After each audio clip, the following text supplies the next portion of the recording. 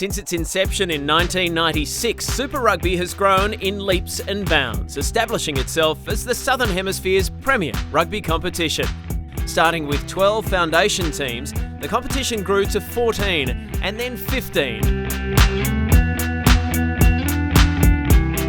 And in 2016, Super Rugby will reach new fans, new markets and new heights with the introduction of 3 new teams. The Jaguars from Argentina, the Sunwolves from Japan and the Kings from South Africa.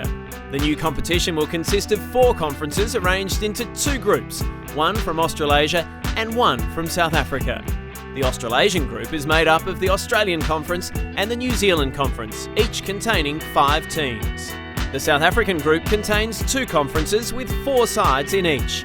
These will include all South African-based teams and the teams from Argentina and Japan.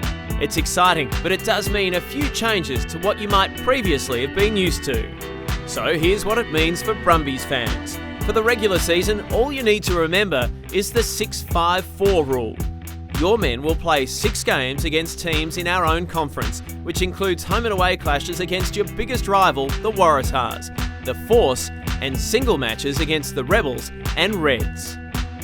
There'll be 5 games against the New Zealand Conference, 1 against each Kiwi team, including an Anzac weekend blockbuster against the Crusaders at GIO Stadium.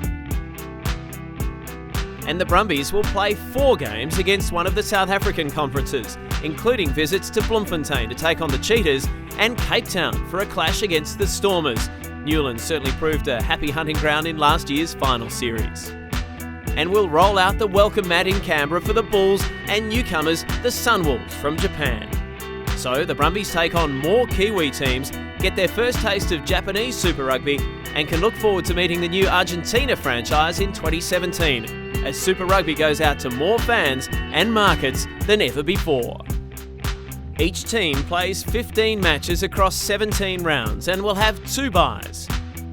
Conference standings and competition points at the end of the regular season will be used to determine seedings, with 8 teams to play off in the Super Rugby final series. Seeds 1 to 4 are the conference winners, ranked in the order of competition points, and will host in week 1. Seeds 5 to 8 are the wild cards, consisting of the next best team from the South African group and the next 3 best teams from the Australasian group. These seedings will ensure that each conference is represented, with the higher ranked team earning the right to play at home. It's sudden death throughout the final series, which makes for an exciting conclusion to the Super Rugby season. So to recap, your team will play 15 games across 17 rounds each season, meeting every other team over a 2-year rotation.